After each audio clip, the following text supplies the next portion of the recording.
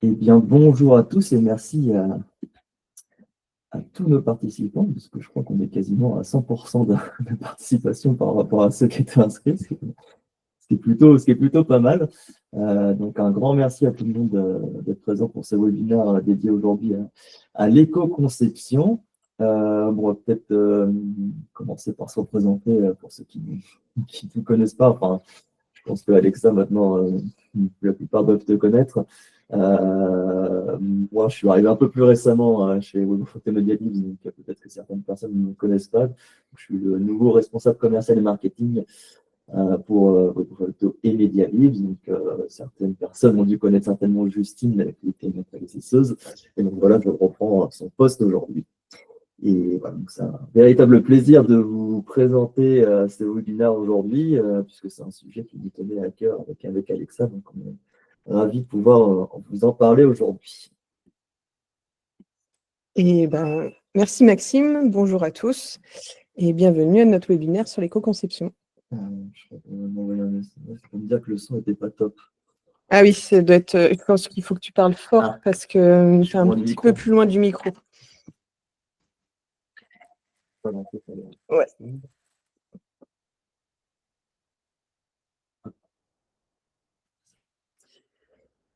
Donc, l'idée de ce webinaire, hein, c'est pas.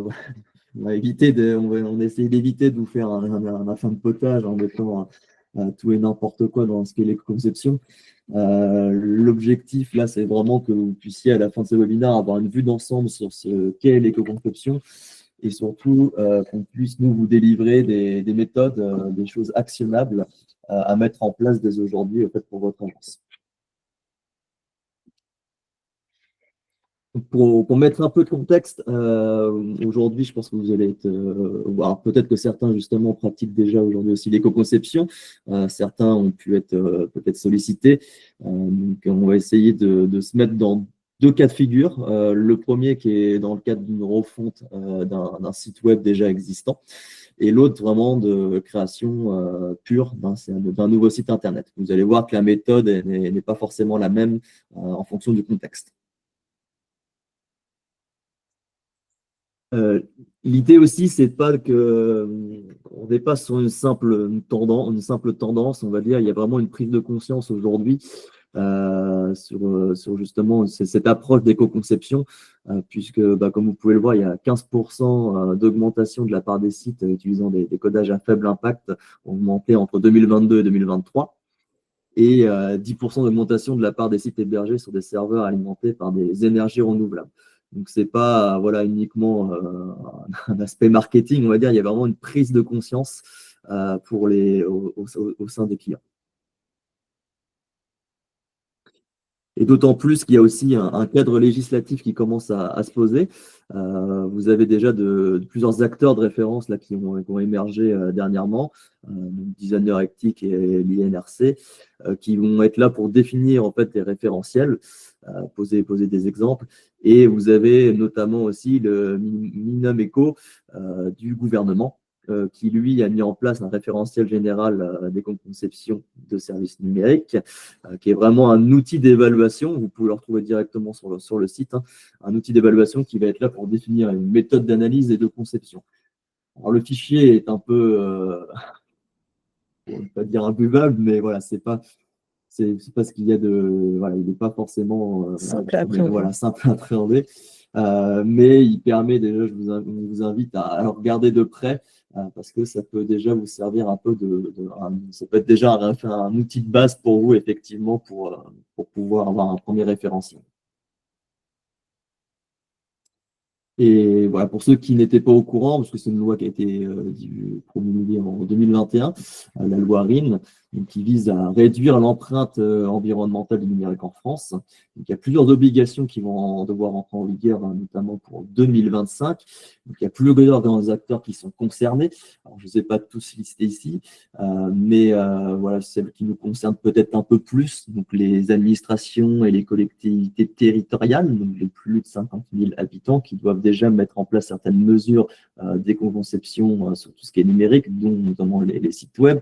Alors, je sais qu'on a nos agences partenaires qui travaillent directement avec des collectivités territoriales, donc je pense que c'est un sujet sur lequel ils ils doivent être déjà au courant. Toutes les entreprises du secteur du numérique sont notamment concernées. Donc, si vous êtes une agence web, vous êtes également concerné. Et les entreprises de plus de 500 salariés qui vont être, elles, plutôt soumises à une obligation de reporting, voilà, d'indiquer, de déjà mettre en place certains indicateurs en matière d'éco-conception. Pourquoi c'est important? Alors là, l'idée, c'est de vous donner quelques chiffres aussi pour établir un premier abord. Donc, vous avez 4% aujourd'hui des émissions mondiales de gaz à effet de serre qui proviennent du numérique. On prévoit que ce chiffre double sur 2025. 80% de l'empreinte carbone liée justement au site web provient de la phase d'utilisation. Donc, il faut vraiment avoir justement aussi dans la conception justement des sites, avoir cette logique aussi d'expérience utilisateur. L'augmentation du poids des pages médians qui a augmenté de 210% en 10 ans. Alors sur la partie device, mais sur la partie mobile, c'est encore plus, c'est un peu plus de 500%. Et un dernier chiffre aussi, c'est que 53% des gaz à effet de serre qui proviennent des data centers et des infra-réseaux. Voilà, tout ce qui est dans la partie conception site web, 50% des gaz à effet de serre proviennent vraiment de la partie hébergement et des infrastructures. Donc, c'est juste pour prendre conscience qu'il n'y a pas uniquement la conception du site qui est en jeu, c'est vraiment le cycle de vie global. Plutôt pour les dirigeants d'entreprise, il y a quand même aussi des opportunités un peu plus orientées en business et marketing. La première, c'est que un site web justement qui était conçu va consommer moins de ressources. Donc, c'est aussi des réductions de coûts en termes d'hébergement et de maintenance. Un site web allégé peut réduire les coûts d'hébergement de 10 à 20% selon le trafic et la taille des fichiers. Donc, ce n'est pas non plus négligeable. Après, il y a sur la partie plutôt UX, où effectivement un site plus simplifié va améliorer aussi une certaine expérience utilisateur et améliorer aussi une vitesse de chargement, par exemple. Donc, ça vous permet d'avoir sur Google, il y a des taux de conversion qui peuvent augmenter jusqu'à 7%. Ce n'est pas non plus négligeable quand on connaît les taux de conversion moyen d'un site web. Et aussi, alors là, il y a une question plutôt de branding. C'est plus le côté image de marque. Là, je vous demanderai d'être très vigilant à ne pas tomber pour autant dans le greenwashing. Mais voilà, c'est 77% des consommateurs aujourd'hui qui vont commencer à se tourner vers des marques qui vont prendre des engagements concrets en faveur de l'environnement. Donc voilà, de mettre en avant aussi cette démarche d'éco-conception auprès de vos clients finaux. C'est aussi un atout pour vous d'un côté marketing. Donc l'idée de cette petite introduction, c'était aussi de poser un peu une définition de ce qu'est l'éco-conception. Donc nous, notre vision chez Webofacto Media Leads, c'est que l'éco-conception, donc ça consiste à intégrer des pratiques qui vont dans le but de réduire l'empreinte écologique, mais c'est vraiment tout au long du cycle de vie du site. C'est pas uniquement sur la phase de développement, c'est vraiment de la manière dont on va penser le site jusqu'à comment on l'héberge, comment on va pouvoir le maintenir. Donc, ça inclut la réduction de la consommation énergétique, l'optimisation des ressources et des performances et l'utilisation de serveurs alimentés par des énergies renouvelables. Et maintenant, on va passer à la phase comment on va l'appliquer. Donc, on va vous présenter les grands principes de l'éco-conception et avec justement ce cycle de vie, cet ACV, qui est très important et ce qui va nous permettre de nous positionner et de savoir quand travailler l'éco-conception et comment la travailler. Donc, effectivement, l'éco-conception, quand on parle d'un site, il va y avoir sa conception, son développement, son hébergement, sa maintenance, son utilisation et éventuellement sa fin de vie. C'est une partie qui n'est pas toujours travaillée d'ailleurs. On va pouvoir vous le présenter plus tard. Pour cela, on va devoir travailler la consommation d'énergie, la quantité de données transférées, le nombre de requêtes HTTP et la consommation de ressources humaines. Nous, on va se positionner à plusieurs endroits. Donc, par exemple, lorsque vous allez sur une approche humaine, vous allez définir des besoins, ce qui va permettre la création du site. Et donc, ça va être à ce moment-là qu'il va falloir commencer l'éco-conception. Ensuite, pendant la vie du site aussi, parce qu'il va falloir le maintenir et vérifier que que vos choix et même, par exemple, si vous continuez d'ajouter des pages ou des données, qu'elles soient bien éco-conçues. Un exemple très simple, je pense, on ajoute une image. Si on n'a pas réduit le poids de l'image, ça va augmenter le poids de la page et donc le poids du site. Lors de refonte, on va devoir travailler avec l'existant et vers où on veut aller sur une partie plus éco-conçue. Donc, je vais vous l'illustrer avec un cas d'usage et des exemples d'un outil un peu plus tard. Donc, sur ces différentes pratiques, on va d'abord définir le besoin avec le client. Ensuite, on va travailler, donc je vais vous détailler ces parties-là un peu plus en détail après. Ça va vraiment définir un besoin, s'adapter à vos personas, créer une DA éco-conçue, travailler aussi le développement minimaliste et choisir le bon hébergement. C'est ça qui va définir, alors plus en détail bien sûr, mais toute cette partie d'éco-conception. Si à chaque étape, vous parlez d'éco-conception, vous travaillez l'éco-conception, vous concevez l'éco-conception, votre site aura plus de chances d'être éco-conçu que si on en parle juste qu'une brique de toute la partie de création. Et on le verra un peu plus loin, c'est quelque chose qu'on doit prendre dans sa globalité et non pas juste sur la conception, pas juste sur des maquettes ou pas juste sur du développement. C'est vraiment une partie que vous devez considérer à chaque fois et recalculer et redéfinir avec votre client, mais aussi en interne. Donc voilà, c'est identifier ensuite, dans un deuxième temps, de ce que vous avez défini, par exemple, pour les besoins. Ça va être sur une partie plutôt refonte. C'est ce qui va s'ajouter à la première partie qui va être plutôt ici dans tous les cas, on a besoin de définir un besoin, que ce soit en création ou en refonte, s'adapter à vos personas, créer une DA éco-conçue avec un développement minimaliste et choisir le bon hébergement. Mais lorsque vous avez une refonte, vous avez déjà un site. Donc, il va falloir aussi prendre en compte cette partie-là. Est-ce qu'il y a des choses dans le site qu'on peut garder? Aujourd'hui, quel poids le poids de mes pages. Alors, je vais vous présenter quelques outils qui vont permettre de définir ce poids et quel objectif on a sur le poids de chaque page. Et ces pages-là, il faut qu'elles soient comparables entre elles. Par exemple, un listing produit ne peut pas être comparé à une page de blog.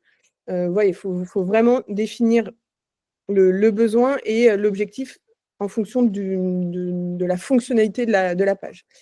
Et si possible, réutiliser aussi au maximum la base de l'existant. Si possible, bien sûr, parce que des fois, la base n'est pas du tout... une évolution vers un site éco-conçu est difficile. Et le recréer, il faudra effectivement, pour qu'il soit plus éco-conçu, sera obligatoire. Par contre, il faudra penser aussi à la fin de vie de l'ancien site.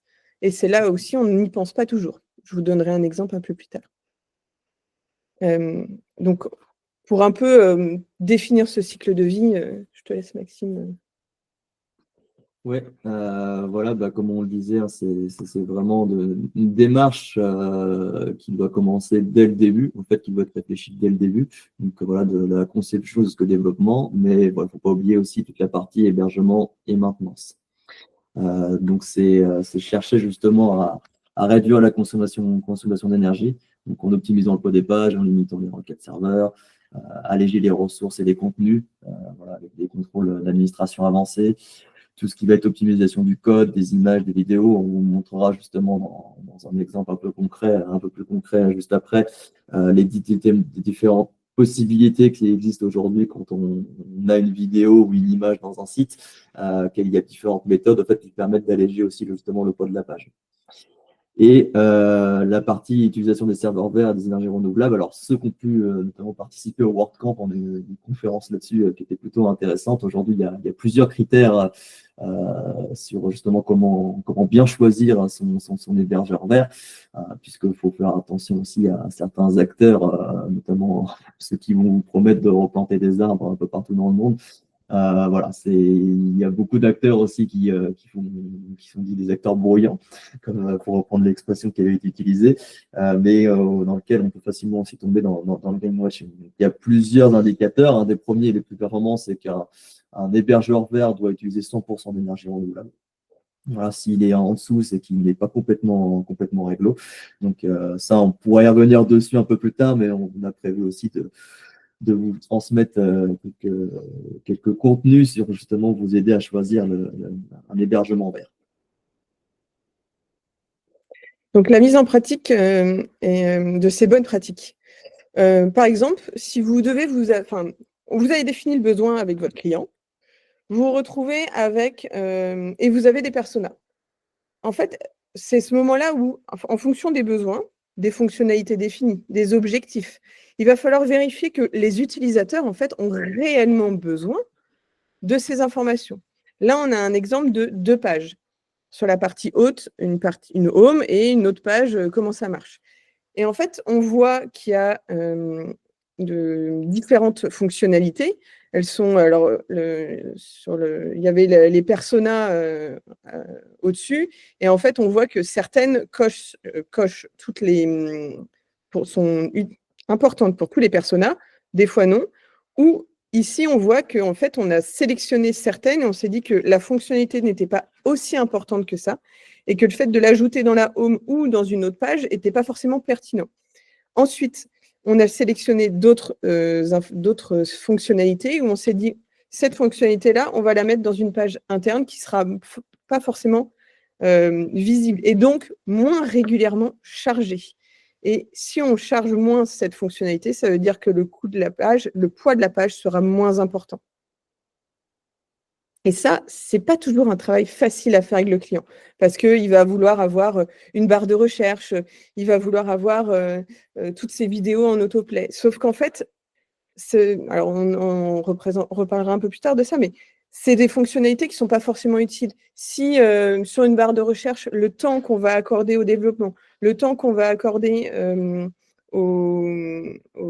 à la configuration de la recherche ne sera pas forcément pertinente. Par contre, il existe que cette recherche sera la plus pertinente, par exemple sur un site web qui présente des produits ou avec une base de données très importante. Mais il faut vraiment se dire, est-ce que ma fonctionnalité est utile pour mon persona à ce moment-là? Ensuite, par exemple, travailler sa DA également. Choisir des typographies natives. Alors, dans la mesure du possible, parce que sinon, effectivement, tous les sites vont retrouver avec du Arial. Il faut pondérer son choix. Mais au maximum, choisir des typographies natives ou se limiter dans les animations. Les sliders automatiques, ce n'est pas conseillé, ne serait-ce qu'en UX ou en éco-conception, parce que ça consomme plus. Les effets de parallaxe, parce que ça met plus de temps à charger, ou les compteurs automatiques, ça alourdit la page. Ou le nombre de plugins. Est-ce que vous allez avoir besoin de 10 plugins qui correspondent à 10 fonctionnalités, ou justement un lien d'une vidéo avec un bouton accéder à ma vidéo ou accéder à mon Google Maps sera peut-être plus pertinent que d'intégrer une iframe qui prendra plus de ressources, qui mettra plus de temps à charger. Je vais vous le montrer un peu plus tard, des exemples en fait entre différentes. On a le même objectif sur une fonctionnalité, mais la manière de le présenter sera différente et au chargement de la page, au poids de la page sera totalement différent. C'est assez bluffant d'ailleurs, la différence. Et pourtant, pour un utilisateur, ça ne sera pas forcément différent. Choisir le bon hébergement. Effectivement, on va devoir choisir des serveurs qui respectent des normes, comme la norme ISO 5001. Ensuite, est-ce qu'ils ont une bonne réutilisation de leur matériel? Dans la moyenne, avant, c'était plutôt 3 ans un serveur et on le recyclait pas ou on le jetait. Aujourd'hui, certains serveurs sont reconfigurés et on les réutilise jusqu'à 7 ans. Des énergies 100% renouvelables, voire même du français, parce que si la majorité de vos clients sont français, il n'est pas forcément utile d'aller stocker vos données à l'autre côté de l'Atlantique. Ils mettront plus de temps à venir, se mettront plus de temps à charger, ça consommera encore plus. Donc, vraiment, vos choix doivent se définir là-dessus. Le serveur vert, et on pourra le développer, mais c'est vraiment un choix important sur où se trouve votre serveur. Est-ce qu'il correspond à des normes, ce qui prouve aussi leur démarche et leur consommation. Vous ne pouvez pas dire que vous faites de l'éco-conception si sur cette partie-là, vous êtes un peu négligent. Ensuite, il y a des outils. Tout à l'heure, pour la partie refonte, on a parlé de calcul de page. Donc là, je vous donne 2 exemples. Donc GTmetrix et éco-index qui vont donner des notes et des lettres. Plus on est à A, plus le poids de la page est réduit. Plus on est à F, plus le poids de la page est lourd, il demande beaucoup de requêtes. Le nombre de données est important, plus les performances sont réduites, ça va augmenter et donner une mauvaise note. Le but, ça va être d'obtenir justement la meilleure note possible. Et c'est possible. GTmetrix et EcoIndex sont assez similaires. Ils ne vont pas forcément travailler la même chose, ils ne vont pas forcément étudier les mêmes données. Donc, ils peuvent avoir des notes différentes, mais la combinaison des deux permet d'obtenir la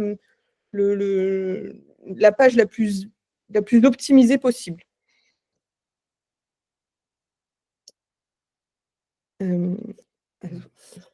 Et donc voilà, pour un peu schématiser un peu ce qu'on vient de voir côté des bonnes pratiques. Voilà, l'idée c'est que l'éco-conception ne doit pas être, c'est pas une contrainte, hein, c'est justement, ça doit vous permettre aussi d'optimiser les performances. Donc, comme on l'a vu, en réduisant le poids des pages, en minimisant les fichiers, l'utilisation de police locale plutôt que des services en ligne. Sur toute la partie design minimaliste et UX, voilà, on va avoir une navigation plus simplifiée, puisque c'est aussi ça l'éco-conception, c'est aussi savoir faire des choix, mais rendre la navigation plus intuitive possible pour minimiser justement les clics et le temps passé sur le site. Il y a toute la partie développement web responsable, un code propre optimisé, le choix des technologies et des hébergements dont on vient de parler. Et il y a une dernière aussi démarche qu'on a peut-être un peu moins abordée, mais c'est plutôt la partie l'anticipation des évolutions technologiques aussi. C'est bien aussi de prendre ça en compte, tout simplement pour pouvoir garantir en fait la comptabilité avec les terminaux et les navigateurs de demain. Et maintenant, on va pouvoir vous présenter une étude de cas, donc une réalisation avec un client. Ce client, on a fait tout d'abord, c'était plutôt une refonte. Donc, on a travaillé le calcul des poids des pages, de l'existant, vers où on souhaitait les emmener. On a également fait un atelier de sensibilisation et un atelier de priorisation. Alors, c'était un peu, au début, ça pouvait faire un peu peur. Ils se disaient, oh, on va devoir enlever des vidéos et tout.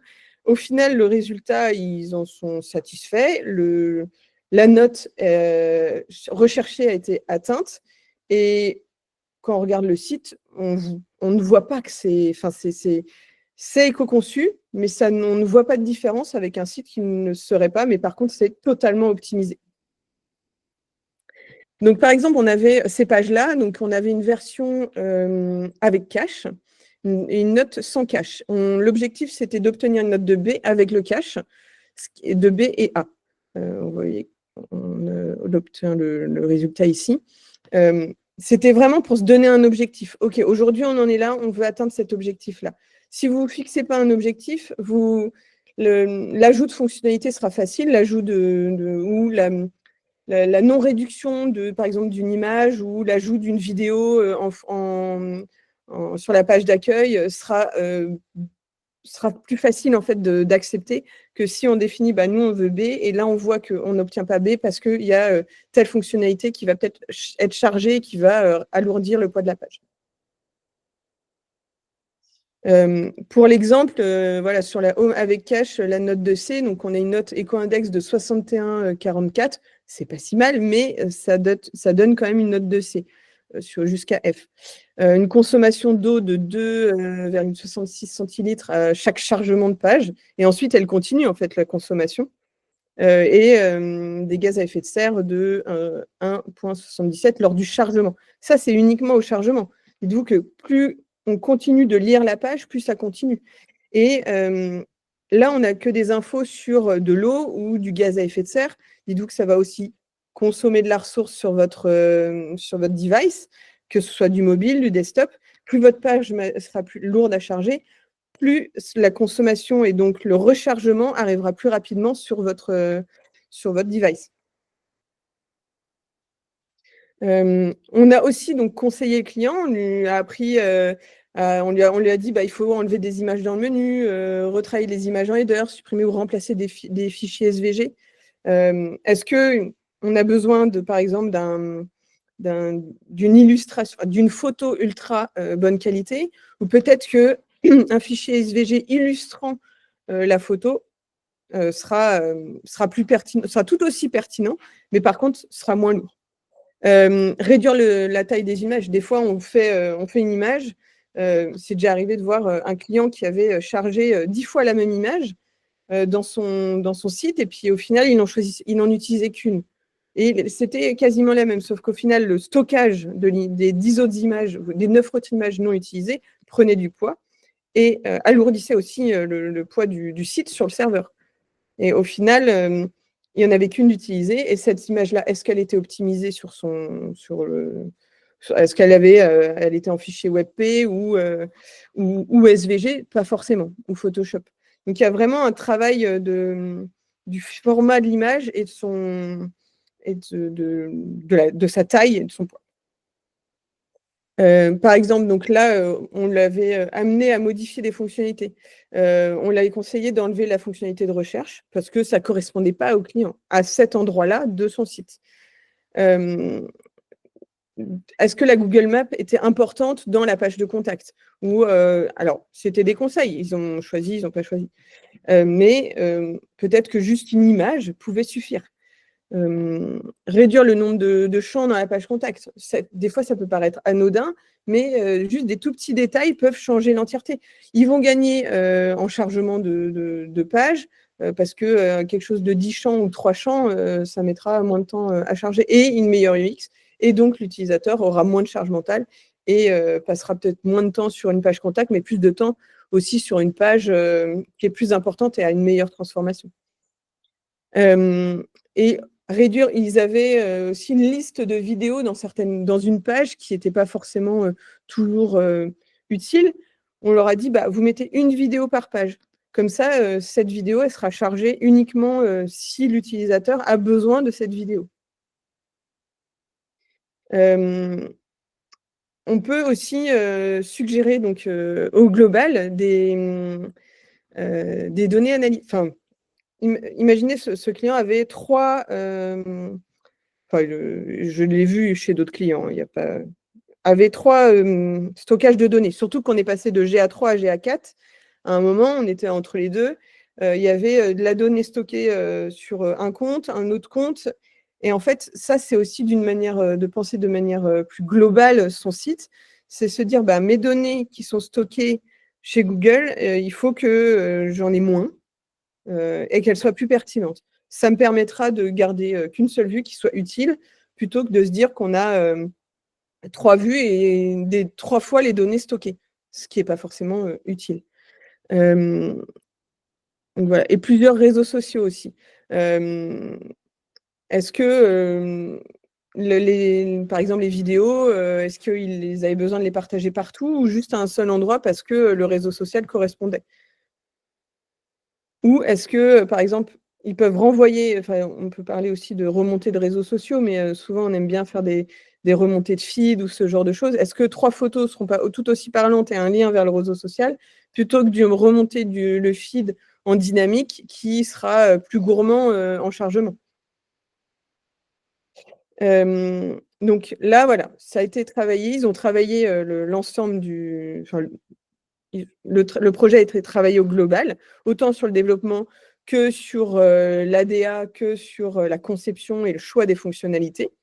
On voit bien qu'il n'y a pas de recherche, en tout cas dans cette partie-là du site. Ils ont bien obtenu sur la page d'accueil une note de B. Donc l'objectif était atteint et c'est quelque chose qu'ils ont... Enfin, c'est une conception c'est aller de la conception à la réalisation au global, pour le client, pour les équipes et la totalité des acteurs de ce projet. Donc voilà, ça c'était une étude de cas. Maintenant, je vais vous présenter un outil, parce qu'en fait, aujourd'hui, souvent, quand on parle à nos clients d'éco-conception, ce n'est pas toujours parlant, ou ça peut leur faire peur aussi. Ils vont se dire, oh, ils vont m'enlever mes vidéos, moi, je tiens à mes vidéos dans mon site. J'extrapole peut-être un peu, mais ça peut arriver. Ou ma Google Maps avec l'entièreté de tous mes sites sur la France entière. Je comprends ça, et ça peut être pertinent d'en avoir, mais des fois, non. Et je vais vous montrer sur ces 2 exemples, donc la géolocalisation et la vidéo, comment de différentes manières on peut présenter la même chose, mais obtenir un résultat et un poids de page différent. Hop.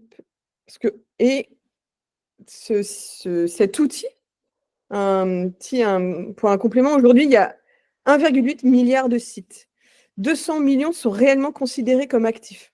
Ça fait une sacrée différence quand même. En fait, aujourd'hui, je vous parlais tout à l'heure de la fin de vie des sites. Ceux qui ont fait une refonte où on a gardé l'ancien, mais il y a le nouveau. L'autre, il attend. Ou alors, il y en a qui sont toujours en ligne, hébergés, mais pas utilisés. Et en fait, nous, on a retravaillé le site du Webofacto il y a un peu plus d'1 an maintenant, mais on avait, nous aussi, dans notre démarche, on n'avait pas pensé à la fin de vie de notre ancien site. On s'est dit, on le garde au cas où, ça nous permet d'avoir des accès à certaines informations, mais il n'est pas utilisé. Et en fait, j'ai décidé de reprendre ce site, plutôt que de recréer un autre site, un autre hébergement qui va demander plus de chargement, plus de conception. Et en fait, j'ai réutilisé l'actuel contenu, enfin, les actuels templates et l'actuel site, pour lui donner une seconde vie, pour le réadapter. Alors, je vais devoir jongler entre deux. On va se retrouver sur ce site.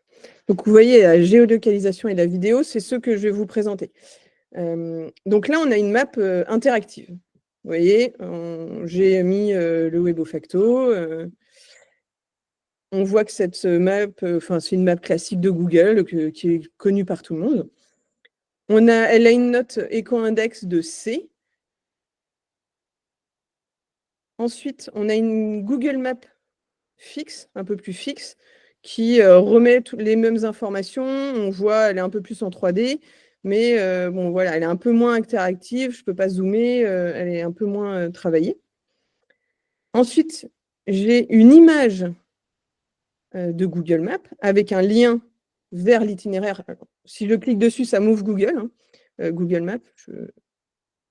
Voilà, pour illustrer. Et ensuite, une liste des entreprises. Par exemple, Webofacto de rue Marie Curie, 44 120 Vertou. Et un lien vers l'itinéraire Google Maps, comme on a vu au préalable sur l'image de Google Maps. Je ne sais pas si vous avez vu à chaque fois, mais dans la map interactive, voilà, la note, elle est de C. La Google Map, elle est de C. L'image de la Google Map, elle est de B. Et la liste des entreprises, elle est de A. Et au final, est-ce que... Après, c'est aussi à travailler en termes du X, en termes du Y. Là, c'est vraiment pour illustrer la différence. Le lien, vous pouvez mettre une petite affiche ici, un peu plus travaillée, et vous mettez le lien dessus, ça va ouvrir. Mais vraiment, on voit qu'il y a une réelle différence de poids de page et de résultats. Et d'ailleurs, voilà, on regarde ici, la Google Map interactive, elle a un poids de page de 6,82. L'autre Google Map, un peu plus fixe, mais en 3D, elle a un poids de page de 8,21.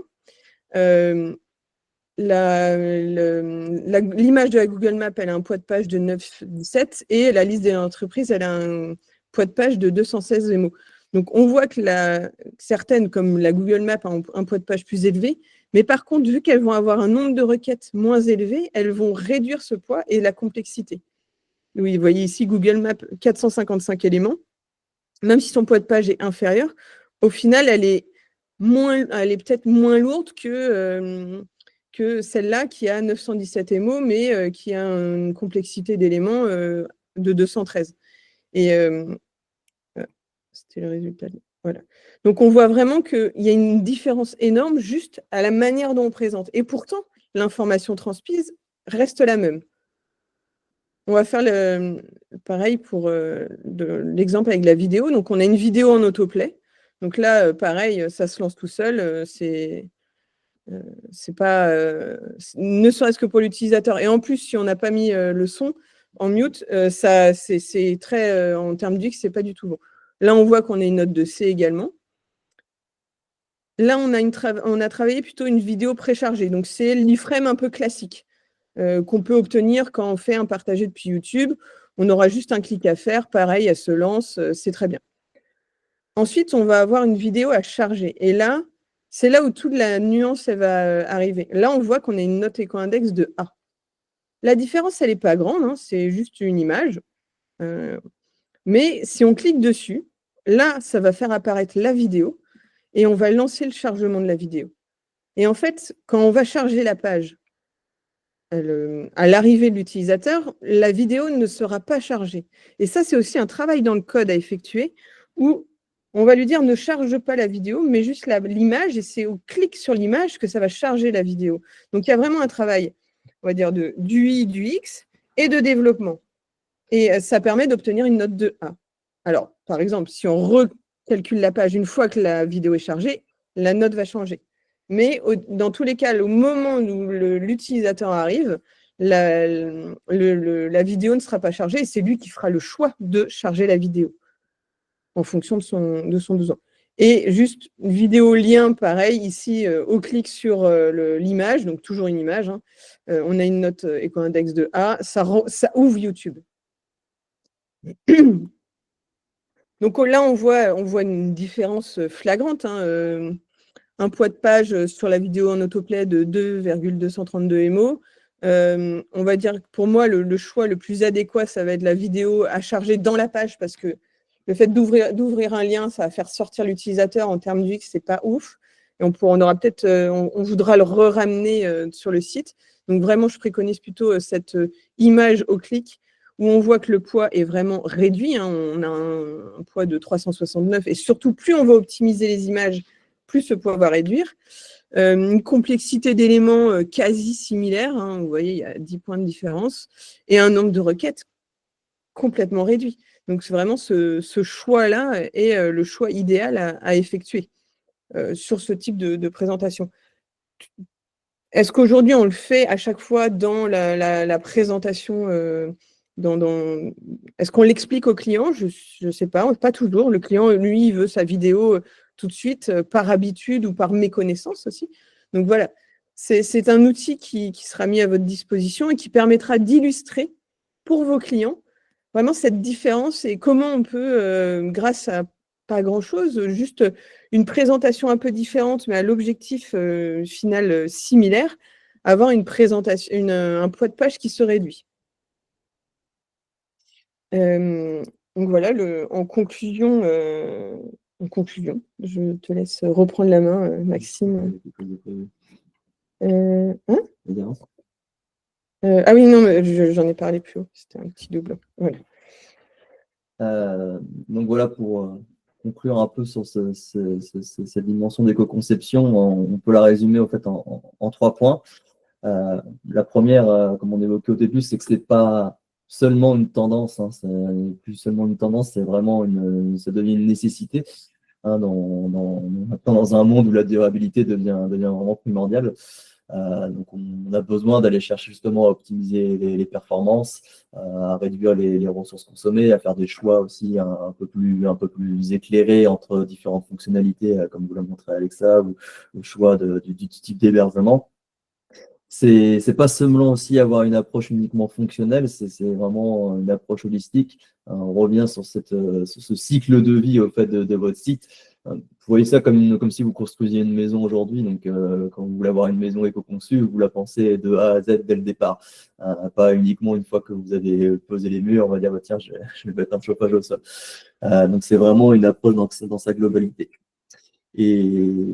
Et surtout, voilà, parce qu'on a souvent pu entendre des personnes, voilà, voir ça comme une contrainte.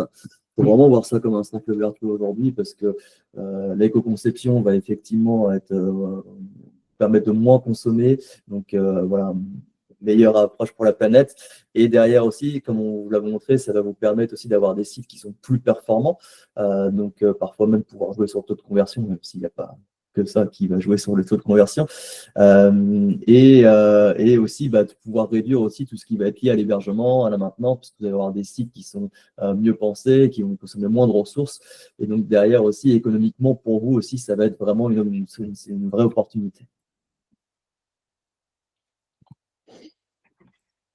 Voilà. Et donc, à la suite de ce webinaire, alors pas à la suite parce on aurait poussé encore un peu plus loin, notamment l'outil sur lequel Alexa a travaillé.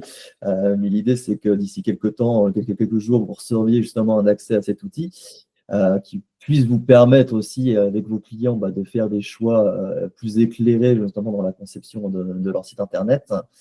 On va vous transmettre également un support aussi, qui est plutôt un peu sous forme de plaquette, peut-être un peu plus commercial, avec, qui va vous permettre aussi de pouvoir en discuter plus facilement avec vos clients, d'avoir aussi les bons arguments justement pour le convaincre d'avoir cette approche-là. Et en dernier, vous auriez bien évidemment, parce que comme vous avez fait l'effort de venir assister à ce webinaire, vous recevrez aussi un code promo sur les formations éco-conception, puisque c'est déjà des formations que l'on propose depuis un petit moment. Comme il nous reste un peu de temps, parce qu'on avait prévu jusqu'à 12h30, eh bien, écoutez, on se laisse un petit quart d'heure de questions-réponses, d'échanges aussi, s'il y en a qui ont déjà mis en place certaines choses en matière d'éco-conception, qu'ils puissent, pourquoi pas, nous partager aussi certaines bonnes pratiques qu'on n'aurait pas évoquées, parce que c'est un sujet qui est très très vaste. On va essayer de le synthétiser le plus possible pour que vous ayez vraiment une vue d'ensemble, mais voilà, on pourrait passer plusieurs jours à discuter de ce sujet. Je vais essayer de remettre le son pour tout le monde. Pour éviter que tout le monde pose la question ensemble, je veux bien que vous leviez la main pour qu'on les personnes. Alors, on ne peut pas les enlever. Non, je peux pas. Écran pour lever la main. Ouais, en fait, je crois que je peux pas enlever le son. Non. Sinon, est-ce que vous pouvez poser votre question dans le chat? Ça va être plus simple. Je n'ai pas la main pour le faire. Sinon, il y a normalement, il y a un chat. Il n'y a pas de chat. C'est fou, ça. Non, il n'y a pas de chat. Il n'y a que des petites mains. Si, il y a un chat. Ah. Ici, en bas à droite de votre écran, vous avez un petit onglet de chat. Donc, si vous avez des questions, on vous invite à les poser directement ici. Là, pour le coup, vous avez bien l'autorisation. On ne peut pas écrire dans le chat? On a un rôle. Très embêtant. Eh bien, comment je fais? Alors, parle, Maxime, je vais aller modifier ça. C'est bien, c'est très sympa de me demander de meubler. Tac, tac, tac. Ou alors, il faut définir tout le monde comme contributeur, peut-être. Tu peux faire ça? Ouais, mais individuellement. Eh bien, allons-y. Alors, on me glisse dans l'oreillette que si vous levez la main, normalement, on est censé pouvoir vous donner la parole. Ah.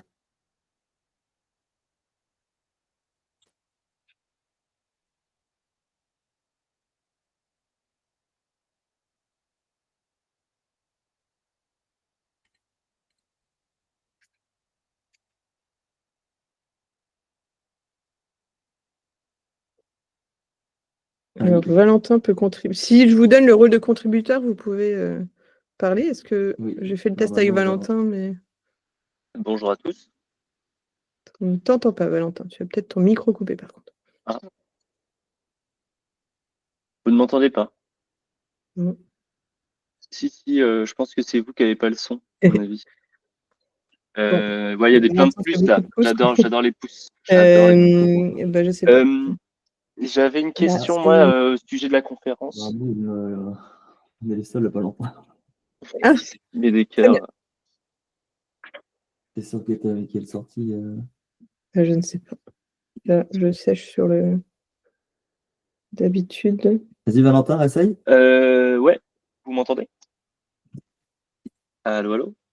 Haut-parleur MacBook, ouais, c'est bon, hein, tout est en... Et tout le monde met des pouces, hein. Il n'y a que vous qui ne m'entendez pas. Non, tout sort bien de l'ordinateur. Bon, il y a quelqu'un qui rigole, c'est pas drôle.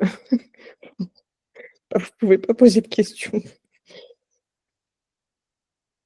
Louise me dit qu'on m'entend. Je vois bien ma patte s'animer quand je parle sur la vidéo. Est-ce que quelqu'un a levé la main pour essayer? Il y a Amélie Papin aussi. Je te le mets par écrit. Ah.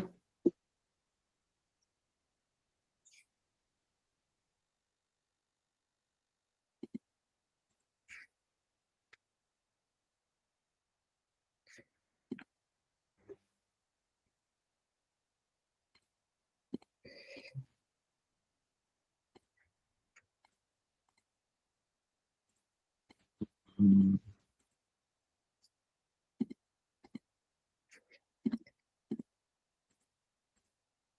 J'ai essayé de vous ajouter comme contributeur. Peut-être que Je vais poser ma question. Valentin entend vos messages, il pourra nous les donner en direct, sinon, en texto, en message. En fait, je pense que tout le monde m'entend sauf vous. Je vais la poser par écrit, si ça vous va.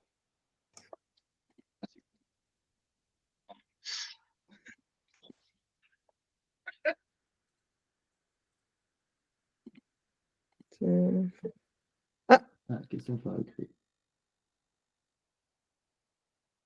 Non. Oui, oui, Valentin, on a reçu ton. Oui, le message fonctionne. Les messages fonctionnent. Vous pouvez contribuer dans les messages. Je vous mets tous en contributeur.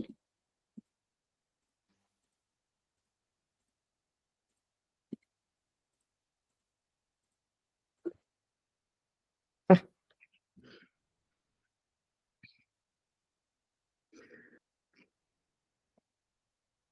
Alors, sur la gestion de projet, c'est plutôt sur.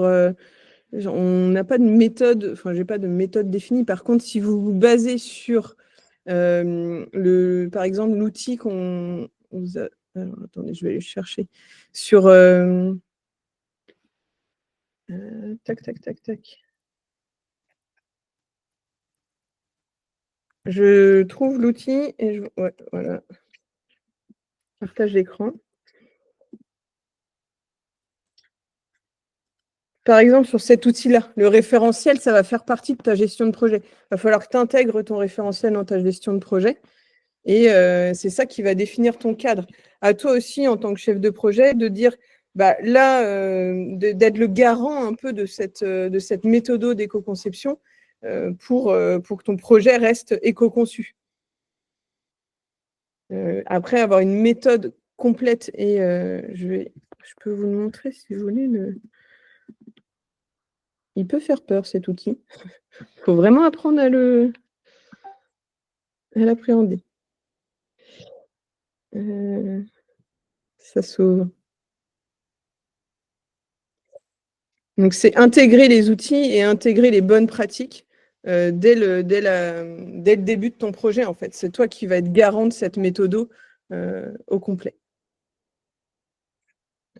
Donc, vous voyez, il va falloir niveau de priorité, évaluer, vraiment définir et sensibiliser.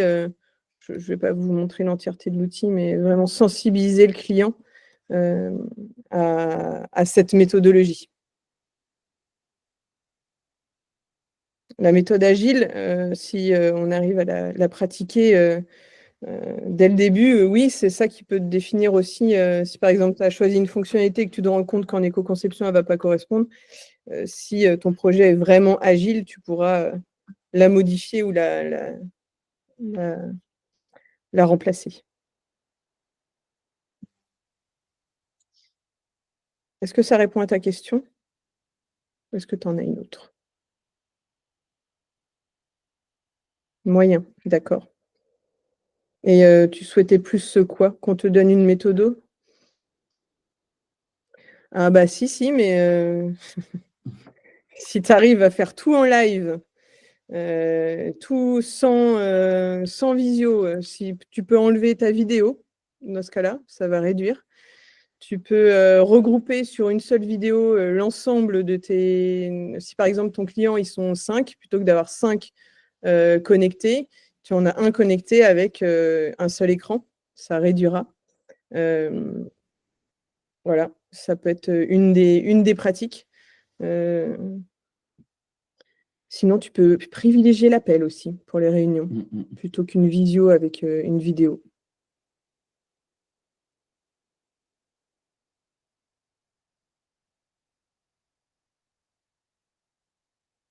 Alors, Oui. Alors cette question, bonjour. Cette question, est un peu compliquée. Nous, on propose un hébergeur alors via Icula, qu'on recommande, effectivement. Oui, Bofacto, bien sûr, bah oui. Donc nous, on recommande notre hébergement parce qu'on a aussi eu cette démarche et on lui a demandé, alors, est-ce qu'il est parfait? Je ne sais pas. Il y en a sûrement d'autres qui sont parfaits sur un niveau différent. Nous, c'est ce qui correspondait le plus à notre démarche, à notre recherche. C'est un hébergeur français qui, eux, ont une réelle démarche et une démarche prouvée. Ils ont une démarche aussi en interne auprès de leurs collaborateurs. Enfin, c'est quelque chose de global et pas juste uniquement pour le vendre, en fait. Ils ont vraiment une démarche interne de réutilisation du matériel, de travailler leur méthode de travail. Enfin, c'est vraiment quelque chose de global et ça a été prouvé par des référents du secteur qui leur ont donné enfin, ils ont pu avoir la norme ISO, entre autres. Il y a un article complet sur notre blog là-dessus. Donc, il y en a d'autres, mais je ne pourrais pas forcément vous en parler. Bon, bah, de toute façon, on a prévu seulement les prochains sujets, de toute façon, on a prévu d'aborder, mais effectivement, on va faire une petite com là-dessus pour vous aider justement à bien choisir votre hébergeur justement par rapport à ces critères-là. Il y a énormément de critères, il y en a certains qu'il faut privilégier, mais il y a énormément de critères sur lesquels on peut se baser pour choisir un hébergeur.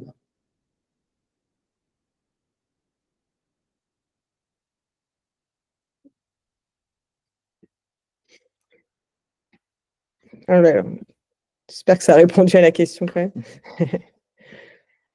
Est-ce que vous avez d'autres questions?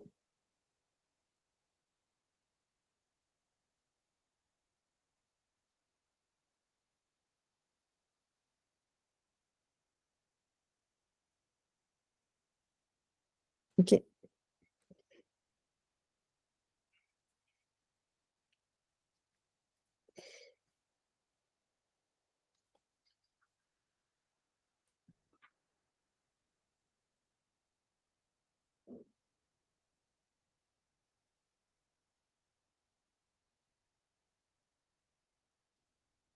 Celui-là Non, ça descend. Alors, tu peux envoyer celui-là, oui, et tu peux envoyer aussi celui qui est vraiment sur Icula.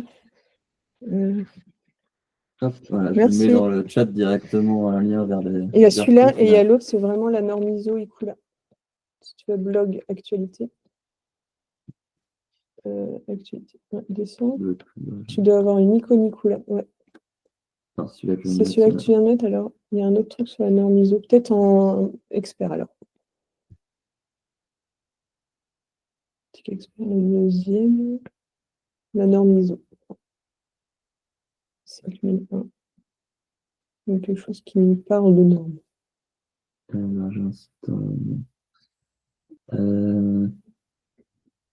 Ça doit être quelque part.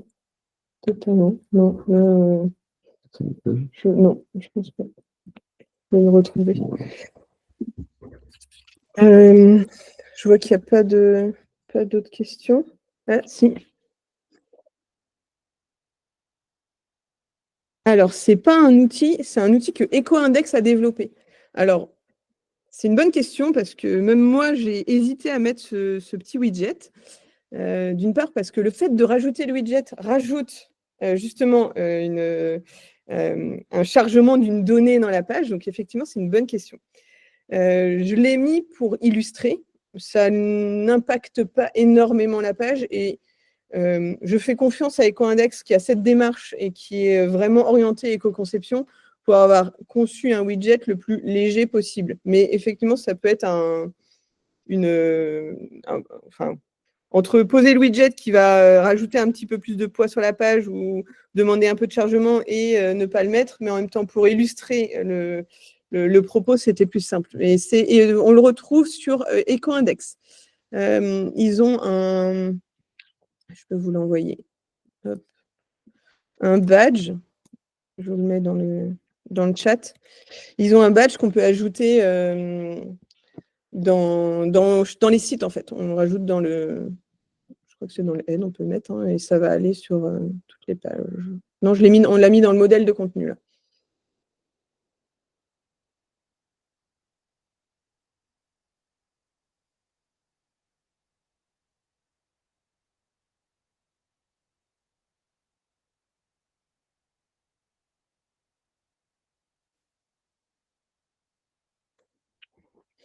Je vais juste vous retrouver l'autre article. Weibo-facto. Et...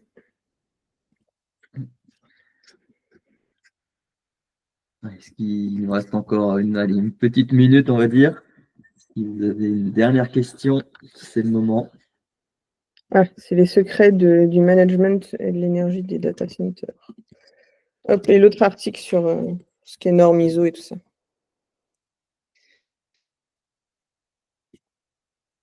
Là, on illustre, dans le dernier lien que je vous ai envoyé, c'est comment nous, notre prestataire, nous apporte alors sa démarche en interne et nous apporte aussi et grâce à sa démarche, nous apporte la preuve de sa réduction d'énergie et d'impact pour ses serveurs. Toute sa méthodologie, toute sa philosophie interne et ses objectifs à l'année qu'ils souhaitent et qui prouvent qu'ils sont aussi vraiment dans cette démarche d'éco-conception, et en tout cas d'avoir des serveurs adaptés. On vous enverra l'ensemble dans le récapitulatif.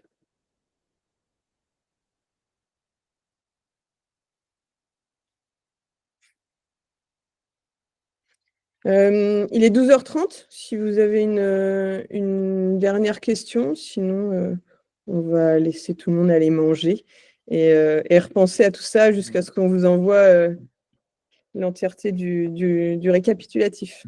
Si vous voulez creuser le sujet avec nous, il ne faut pas hésiter à nous contacter. On peut prendre plus de temps ensemble, donc n'hésitez pas.